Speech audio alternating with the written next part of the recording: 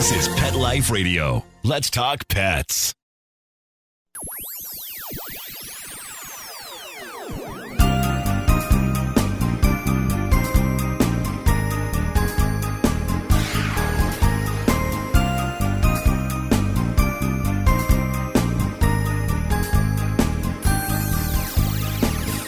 Well, hello, and welcome to Paranormal Pets. I am your host, Brandy Stark, and on this edition, we are talking with other members of the Spirits of St. Petersburg who are going to tell us some of their scariest paranormal pet stories.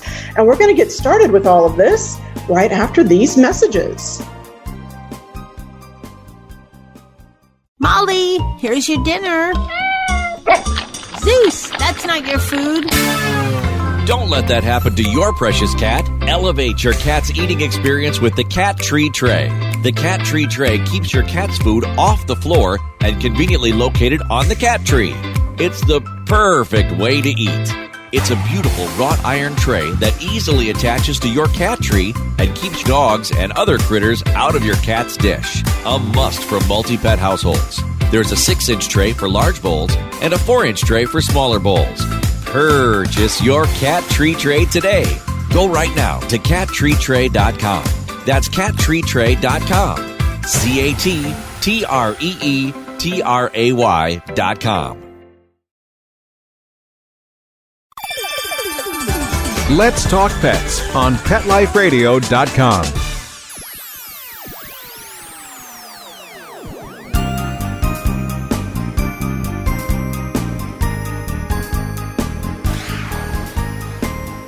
Welcome back to Paranormal Pets. So I am very pleased today to be hosting the Spirits of St. Petersburg, my paranormal team down here in Florida.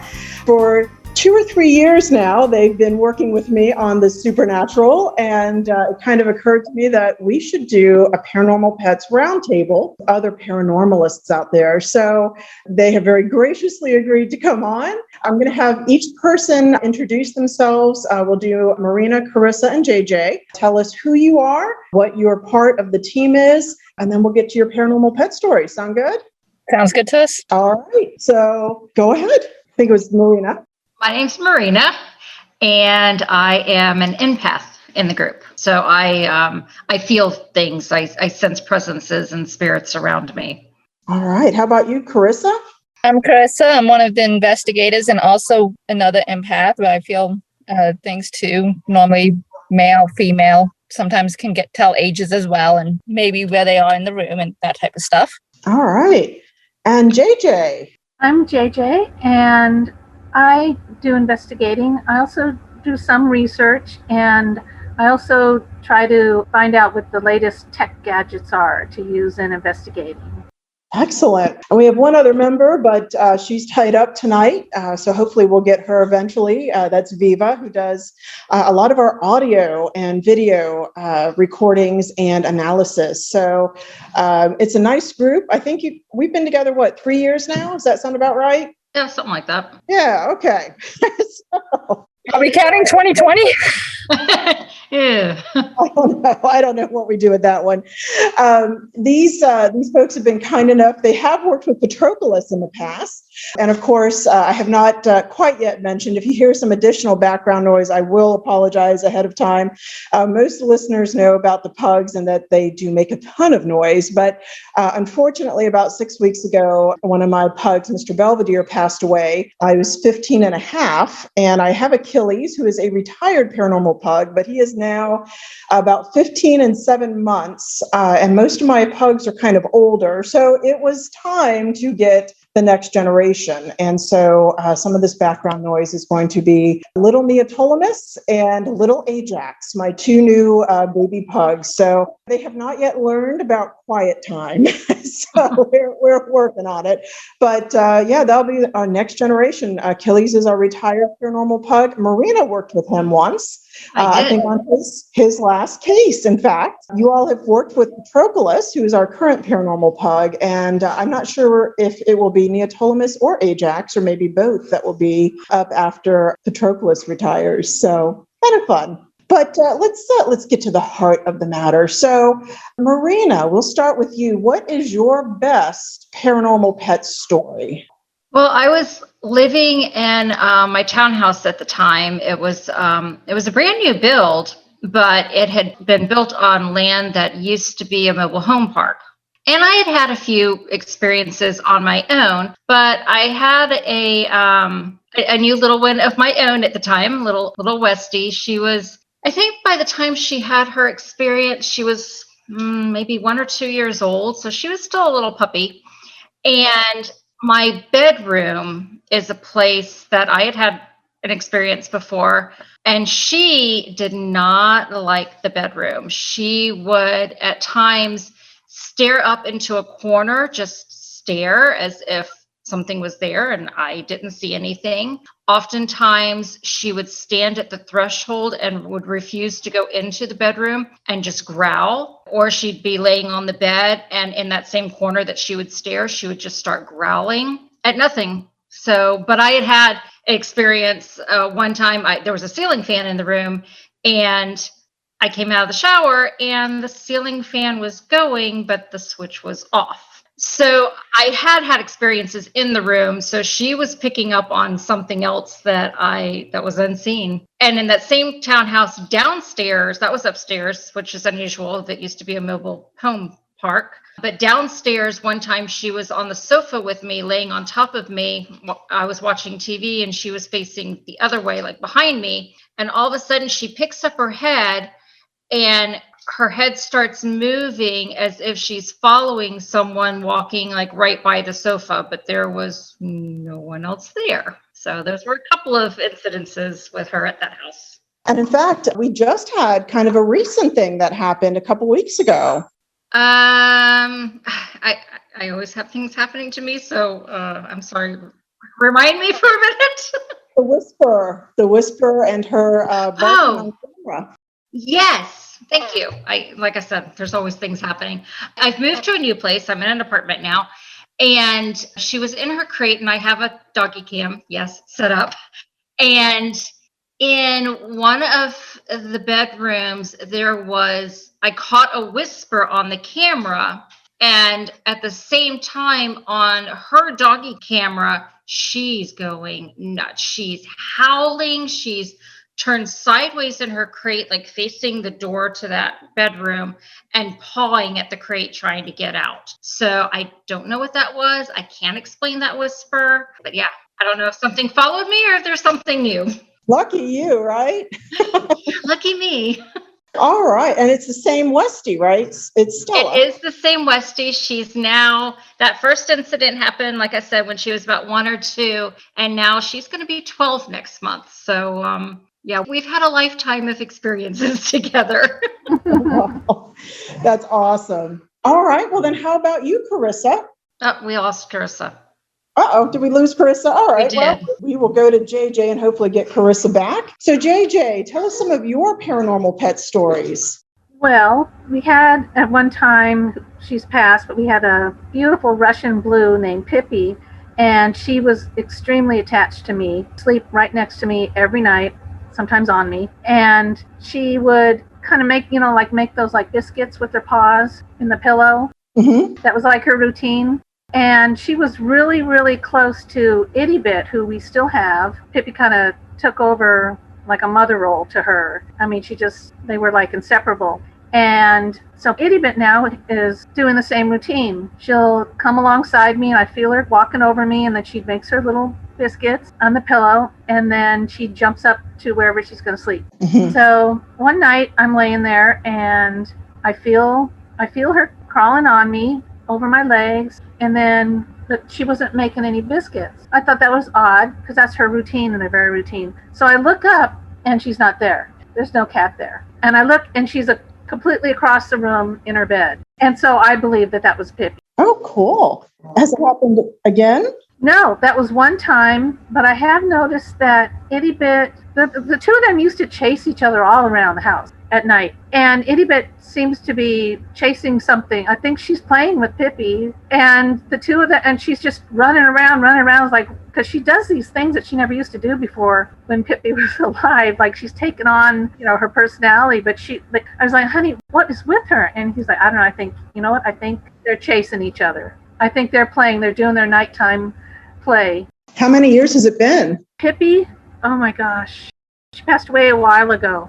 I'm trying to think if we've had any new paranormal phenomenon here, but I think it's actually been pretty quiet, other than Patroclus really kind of, when he goes to the studio, looking at the same corner, which it turns out, and I found this out fairly recently, that the door that he stares at is kind of kitty-cornered from my door. And we've had some phenomenon happen there. That's where the vortex is. And this other artist is the one who actually called us in. He was the one that reported the ghostly phenomenon.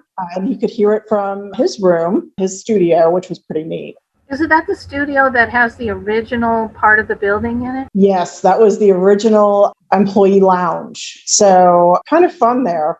But it's actually, Art Lofts has been kind of quiet lately. We did get that nice EVP there, but actually I think Patroclus was there, but we were in a different room. So details. Now, did we get you back, Carissa? Yes, I am back. Sorry about that. My phone shut down completely on me. You always have fun with your electronics, don't you?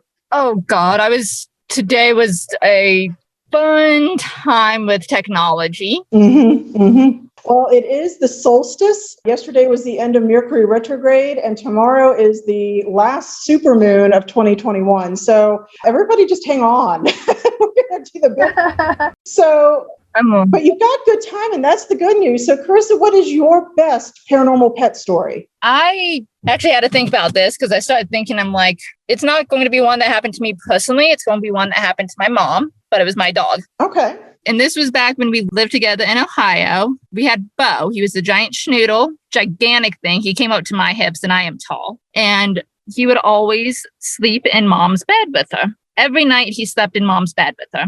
A few years before he moved, he passed away. He was like 15, 16 years old. He lasted a long time. Yeah. He went quick. And I think it was a few months later, we got a couple of other dogs, but none of the other dogs slept in the bed with her, mainly because they couldn't jump up onto the bed. Bed was too big. Mom was going to sleep. She got everything ready for bed, was falling asleep, and she feels a dog jump up on the bed with her and snuggles up with her. And she just, assumes that it's Bo, because he was the only one that did that. And it honestly wasn't until the next morning when she woke up completely and realized that she was holding what looked like a dark shadow, then disappeared as she looked at it and said, Bo.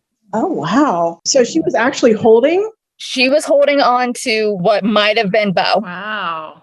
That's unusual, because normally you don't hear about physical manifestations like that, where such a tangible, that to me almost sounds like a full body contact type of thing. Not just, you're feeling a cat jump up or, somebody kneading your pillow, but actually that sensory contact. That's pretty cool. Did it happen just once? It happened just once that I know of. A few weeks after that, we all ended up having to leave the house for other reasons. Okay. That's wild. I actually have not heard that story from you, so that's pretty cool. It has not. It had to take me a while because all my other stories were like, well, I was investigating and a wild animal scared me. Yeah. Me too. That's another paranormal pet episode. So We were together. Yeah, we do remember that one, let me tell you. And then I was like, there's that one that something jumped onto my car, but I honestly don't know if that was a ghost or an animal. So I can't say it was a paranormal pet. Okay. Definitely wasn't a pet. It would have been a wild animal if it was an animal. Well, you never know. There are shadow animals still out there. In fact, I think we've got a couple shadow animal stories that we'll take a look at after the break. So, just keep track of it. And if we do another one of these episodes, we'll expect more stories. So you'll have to solve that one for us. All right. Well, do my best. No problems, right? No problems. Well, I'm going to go tackle some pug puppies, and I think we're going to take a quick break. We'll be back right after these messages, and we will take a look at a couple of submissions and see what the group thinks about some of our recent paranormal pets. All right. We'll be right back after this.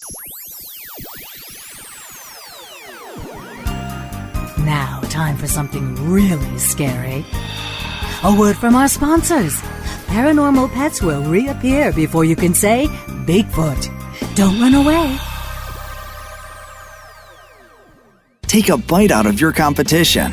Advertise your business with an ad in Pet Life Radio podcasts and radio shows. There's no other pet-related media that is as large and reaches more pet parents and pet lovers than Pet Life Radio. With over 7 million monthly listeners, Pet Life Radio podcasts are available on all major podcast platforms. And our live radio stream goes out to over 250 million subscribers on iHeartRadio, TuneIn, Stitcher, and other streaming apps. For more information on how you can advertise on the #1 pet podcast and radio network, visit PetLifeRadio.com/advertise today. Let's talk pets Let's talk pets on Pet Life Radio. Pet Life Radio. PetLifeRadio.com.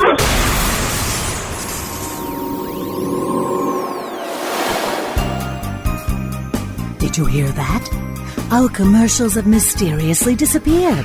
Paranormal Pets is back with our haunted host, our ghost host, Brandy Stark. And welcome back from those lovely commercials. And as promised, I have a couple of paranormal pet submissions. We did update the email that I have for stories. So if you have any, please feel free to send them in. I believe you can find the link on the Paranormal Pets page through PetLifeRadio.com. But I was going through some old emails, and much to my surprise, I found a couple of story submissions. So let's just go ahead and go over them. So this one is from, I'm sorry to say, December of 2020.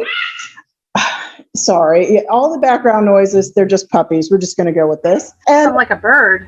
It did. Or a monkey. You have no idea how much. And they make the cute little yappies, and they make the cute little dream puppy sounds, and it sounds like a pug on helium, but it's all the time now. They have become vocal. So that is the stage. They're about 3 months now, and we've got a second set of puppy shots for Neoptolemus. Ajax goes in on Monday. They've got third puppy shots, and then I am getting them neutered because they're not going to be bred, and I don't show them. So all that's coming right down the pike in the next 3 to 4 months. So I guess it's going to be nice and vocal.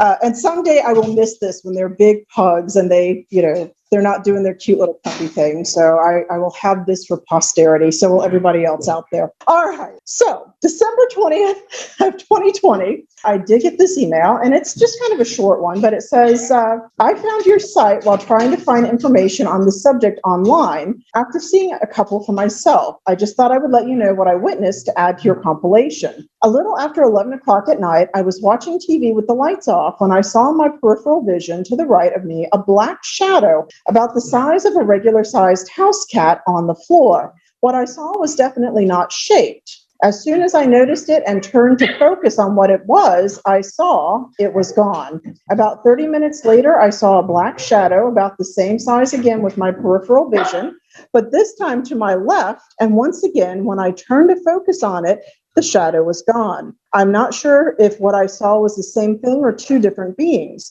I do not recall ever experiencing this before, and I did not get any sort of feeling other than being somewhat startled to see something unexpected. I am sensitive, and I usually know when an entity is near me, and I can feel what type of energy it is, whether negative or positive, but I felt neither from this. It was just something new, so I thought I'd look into it. I would be curious to learn anything you might tell me about this. Thank you for your information and time in advance. And that's coming from Kathy.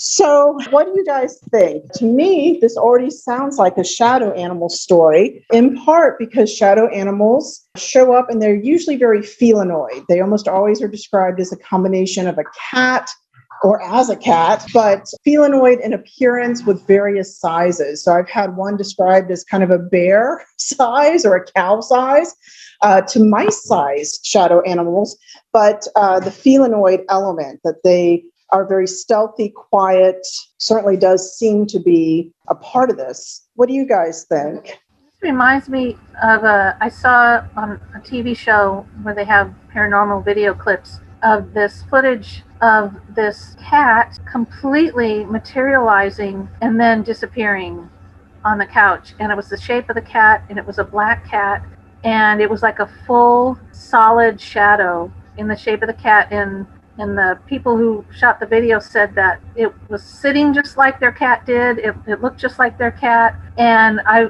watched it over and over again. I couldn't explain it. It was really cool, though. That is pretty neat. I haven't seen that clip. I've seen a couple of others where, for example, they had one episode where I guess a Labrador that had passed away kind of manifested in a photograph. They've had a couple of things along those lines, or the really cool security video that almost showed what looked to be like a couple of dogs running, and they were not solid. It was really fun. Yeah, I think I saw that one that was beyond a little gate, like the house, the gate. Yeah, I saw that. Can't explain it. And how about you, Maureen? Well, did she say whether or not she had a pet previously? She did not. That was the entire email. Yeah, it's interesting that both times she just saw out of her peripheral vision, because you do hear that a lot. You know, I saw something out of the corner of my eye, but then when I turned to look, it was gone. And if it was a pet, you know, and it wasn't a pet that she had, if it was just a pet that was associated with the property or whatnot, it would tend to be a little skittish, I would think. It could have just been passing through. An interesting story. Yeah. That makes sense. And my other thought was cats are magical. Everybody knows this. And the notion of a shadow animal is also one that it's perhaps a wild animal that has just passed away, but it's usually kind of rushing through. Now, she doesn't describe a lot of movement with this one, so I don't know. Except that it was on two different sides of the room, like one side and then the other. But she did say there was about 30 minutes in between. And normally, I don't get to see a lot of stuff, but I saw one shadow animal once in my life. And this was in an investigation years ago down in Temple Terrace. And this thing, it looked like it was running directly for me, to the extent that I had an infrared camera, and I could see this thing. It did not show up in the camera, which sucked. But I literally kind of dropped my camera hand down and stepped out of the way because it was moving so quickly through the room. So the fact that it's not moving that fast is kind of unusual. Maybe it's just an animal ghost rather than a shadow animal. How about you, Carissa? Any input? See an animal, don't be afraid of it. Most likely it's either passing by or just saying hi. Yeah. Maybe a drop in. Yes, if it is a bear or a ghost bear or a cow stampeding at you, you should probably definitely be afraid and run the other way. But otherwise, if it's like a cat or a dog, you're probably fine. So true.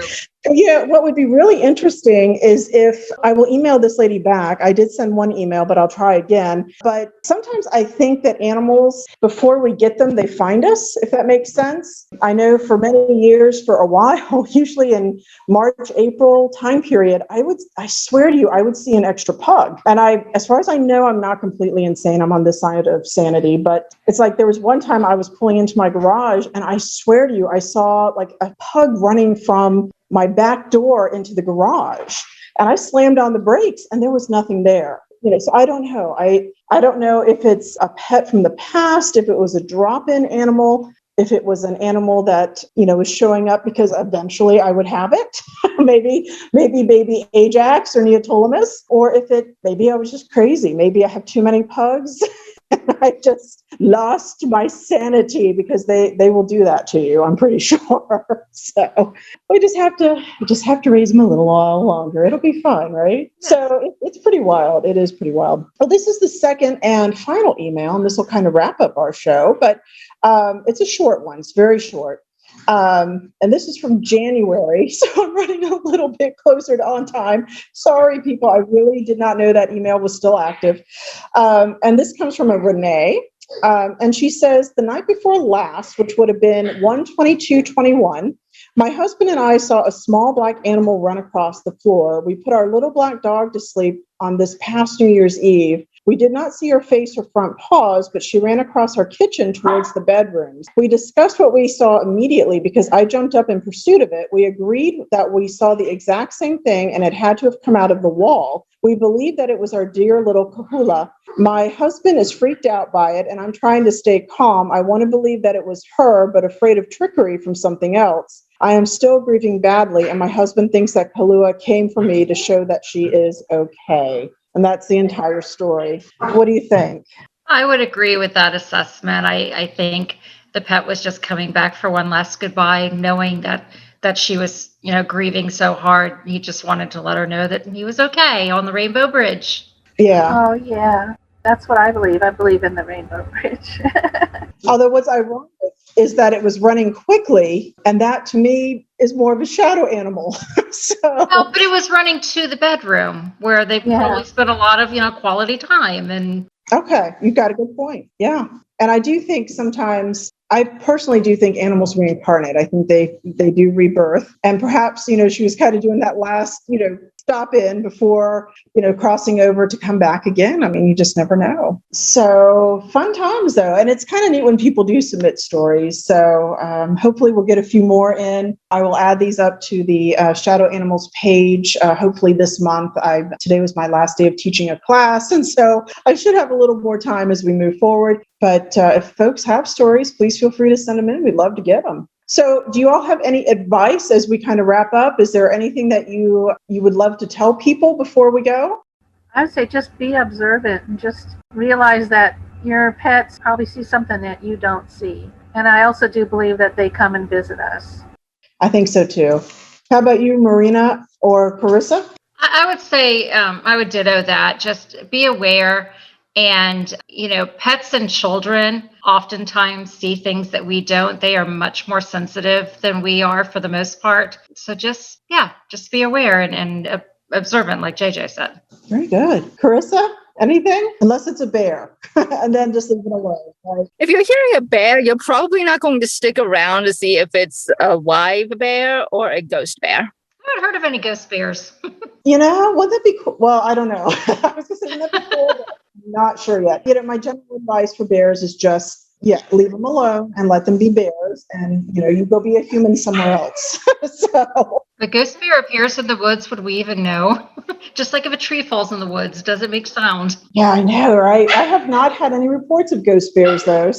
And I haven't really read any accounts of ghost bears. And even that first email in which the person was afraid, or the second one, that the person was a little bit afraid that it was something nefarious.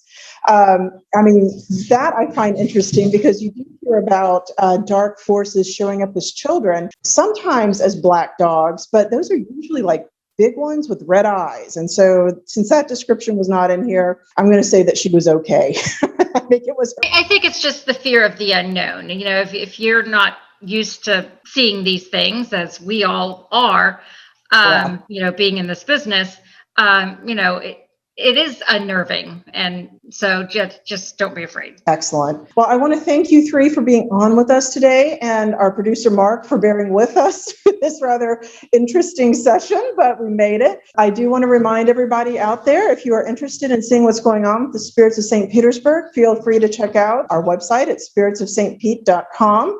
We are hopefully going to be in the world's largest ghost hunt. We do have an upcoming investigation that might have a ghost puppy. So there might be a ghost dog haunting this establishment. And if so, hopefully we'll get an episode with that one. But feel free to keep in touch. Remember to support your local rescues. I recently adopted 2 little girl rats from Rat Rescue of Florida, and they are adorable and super high strung. But save lives, always very, very important. And with that, the Spirits of St. Petersburg and I are going to wish you a very happy haunting.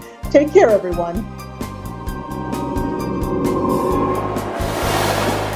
Pet Life Radio presents Paranormal Pets, where you can always expect the unexpected. Each week we'll discuss all aspects of weird or spiritual animal encounters, ghosts, totems, psychic animals, animal souls, animal angels, and animals in religion, with a little cryptozoology thrown in. Step into the supernatural world of pets every week on demand, only on PetLifeRadio.com.